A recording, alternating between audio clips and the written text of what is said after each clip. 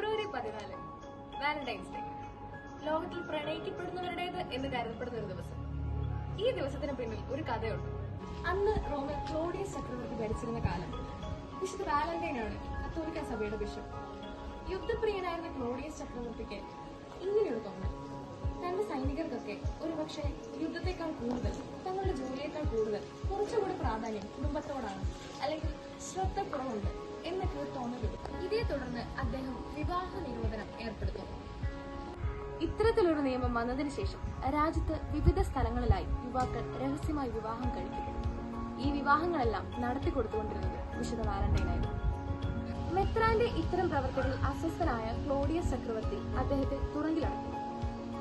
തുടർന്ന് അവിടുത്തെ ജയിലറുടെ മകളുമായി വാലന്റൈൻ സൗഹൃദത്തിലാവുന്നു. അന്ധയായ അവൾക്ക് വിശുദ്ധ വാലന്റൈന്റെ സാന്നിധ്യം ഒരു ആത്മീയാനുഭവമായിരുന്നു. വിശുദ്ധന്റെ വിശ്വാസത്തിന്റെയും തീക്ഷ്ണതയുടെയും ഫലമായി അവൾ കാഴ്ച തിരിച്ചു കിട്ടി. ഇതേ തുടർന്ന് ക്ലോഡിയസ് ചക്രവർത്തി കൂടുതൽ ക്ഷുഭിതനാവുകയും ഫെബ്രുവരി 14 അദ്ദേഹത്തിന്റെ തലവെട്ടി ശിക്ഷ നടപ്പിലാക്കാൻ തീരുമാനിക്കുകയും ചെയ്തു.